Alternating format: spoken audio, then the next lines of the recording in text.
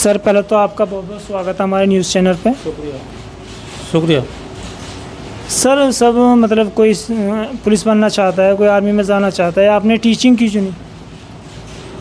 Teaching इतना साफ़ सुथरा और शफाफ प्रोफेशन है कि ये अंधेरे से बच्चों को उजाले की तरफ ले जाता है, उसके मुस्तकबिल को रोशन बनाने के लिए उसको आगे बढ़ाता है।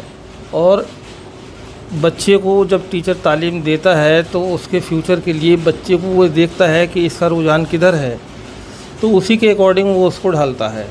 ये टीचर का अहम काम होता है। सर ये मतलब आपको प्रेरणा कहाँ से मिली कि मुझे टीचर ही बनना है? टीचर असल में अपने उस्तादों को देखा कि सुबह को आते हैं 7 बजे और 12 बजे चले जाते हैं, ड्यूटी आवर्स बहुत कम होते हैं इसमें। और दूसरी बात यह कि जहां हमें 5 घंटे रहना है तो 5 घंटे बच्चों के साथ ही उनकी प्रॉब्लम्स को सॉल्व करना है, उनकी रहनुमाई करना है और उनको दर्स व तदरीस के फ़ायदे बताने हैं कि इससे क्या फ़ायदा होगा और आपका मुस्तकबिल रोशन किस तरह से होगा। सर देखा गया है कि मतलब आज के बच्चों में और आपके टाइम के बच्चों में कितना अंतर है सर? देखिए, हमारे दौर की जहाँ तक बात है तो आज के हिसाब से हम बिल्कुल बेवकूफ़ हैं।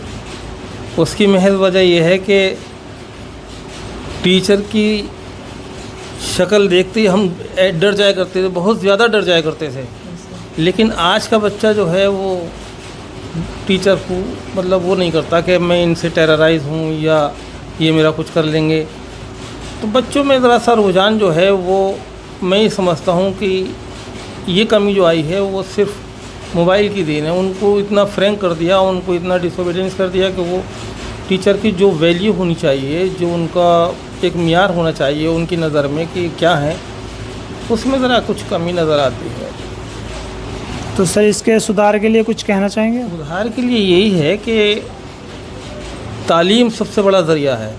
तालीम ऐसा एक आला है कि जिससे हम हर प्रॉब्लम का, हर मसले का हल तालीम से कर सकते हैं। क्योंकि तालीम एक ऐसा जेवर है कि ये इसको हम यूँ कह सकते हैं कि ये एस्थेटिक ब्यूटी है। एक ब्यूटी तो वो होती है कि जो सामने हमें चेहरे से, कपड़े से, लिबास से नज़र आती। दूसरी चीज़ होती है कि जो एस्थेटिक ब्यूटी होती है वो किरदार को बनाने वाली होती है, कैरेक्टर को बनाने वाली होती है, कैरेक्टर को डेवलप करने वाली होती है। लेकिन वो होती है इनविजिबल, दिखाई नहीं देती। इसका सिर्फ एहसास किया जा सकता है और वो एहसास जब होगा कि जब टीचर से बच्चा एक दूसरे से इंटीमेट होंगे, तब पता चलेगा कि हाँ बच्चे के अंदर क्या क्वालिटी है और ये किस तरफ जाना चाहता है और हम इसको किस तरफ ले जाएँ।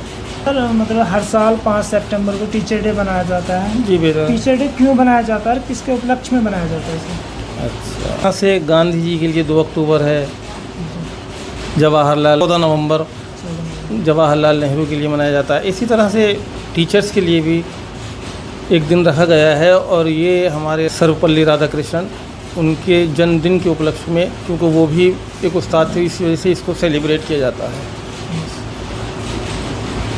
तो सर थोड़ा अपने बारे में बताएं। जी। आपका नाम? मेरा नाम मोहम्मद नईम है। मेरा आबाई वतन अमरोहा है, लेकिन सर्विस के सिलसिले में यहाँ मेरठ अब वतन बन गया है, तो यहाँ हमारी रिहाइश है और मैंने वहीं से MA और दूसरी तालीम वहीं से शुरू से लेकर आखिर तक अमरोहा ही अपनी ली है। आपने मेरठ में कब से सेवा दे रहे हैं? मेरठ में मैं 89 से हूँ। जनवरी 89 में मैं यहाँ आया था और अभी तक यहीं पर हूँ। तो सर कुछ मेरठ के बारे में बताना चाहेंगे? मेरठ के बारे में मसले मेरठ के बारे में अल्लामा इकबाल का एक शेर है, उठो मेरी दुनिया के मज़दूरों को जगा दो, उठो मेरी दुनिया के मज़दूरों को जगा दो, काखे उम्रा के दरो दीवार हिला दो। यानी उसका मतलब ये है कि वो कहते हैं कि जब हम तालीम से आरास्ता और पैरास्ता होंगे तो हमें इस बात को समझने में बड़ी आसानी हो जाएगी कौन कहाँ गलत है, कौन कहाँ सही है, और हम हक़ पर चलेंगे फिर। और सियासत में रहकर अगर आते हैं तो सियासी बातें करेंगे तो सही बात करेंगे। सर एक मेरा छोटा सा क्वेश्चन है आपसे कि मतलब बच्चों को देखते ही बता दें टीचर के अपनी ज़िंदगी में कुछ कर पाएगा या नहीं कर पाएगा, उसके बारे में सर थोड़ा बता पाएंगे? ऐसा क्यों है? देखिए, ऐसा है, टीचर्स की निगाह जो है वो निगाह शाहीन होती है, बड़ी शार्प निगाह होती है, क्योंकि वो खुद उसी फील्ड से गुजर कर आया है। जब यहाँ आया है तो सारे तजर्बात उसके पास होते हैं। तो जहाँ तक बच्चे की रिकॉग्निशन का सवाल है कि फ्यूचर में कुछ बन पाएगा नहीं बन पाएगा, तो उसकी जो इंट्रोडक्टरी एजुकेशन होती है उसी से पता चल जाता है, उसके वे ऑफ टॉकिंग से, way of wearing, way of living standard, और जो उसका बोलने चालने का अंदाज़ होता है, चलने फिरने का अंदाज़ होता है, उसमें सारे सलीक़े और तमाम तहज़ीब उसके उस हुलिये से झलकती है कि ये बच्चा शायद आगे चल के कुछ नया काम करेगा, अपने कॉलेज का, अपने ज़िले का, अपने घर का, अपने ख़ानदान का नाम रोशन करेगा। और ऐसा अक्सर हुआ भी है कि हमारे जो एक आइडियाज़ थे और जिस बच्चे के बारे में कुछ सोचा कि शायद ऐसा बनेगा, वो उससे कहीं गुना आगे जाकर निकला है। ये मेरा अपना तजर्बा है।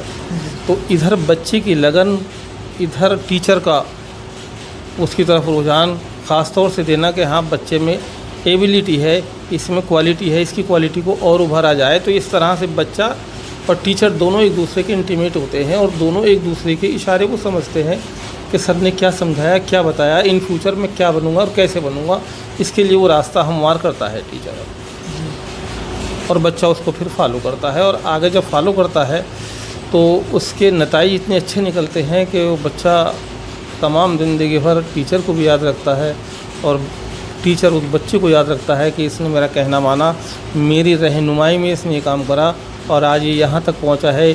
तो टीचर सिर्फ अगर दुनिया में बच्चे को कामयाब होने पर कोई खुश होता है तो सबसे पहले उसके वालिदैन हैं, और वालिदैन के बाद दुनिया में दूसरा आदमी टीचर ही होता है कि जो अपने स्टूडेंट्स को, अपने तालिब इल्म को देखकर कि इसकी कामयाबी में इसके वालिदैन के साथ साथ हम भी बराबर के शरीक हैं, इतना दिल खुश होता है। बस टीचर यही चाहता है कि बच्चा हमारा पढ़ाया हुआ आगे चल के अपना नाम करे, अपने कॉलेज का नाम करे, अपने टीचर्स का नाम करे, अपने ख़ानदान का, इससे दिल खुश होता है।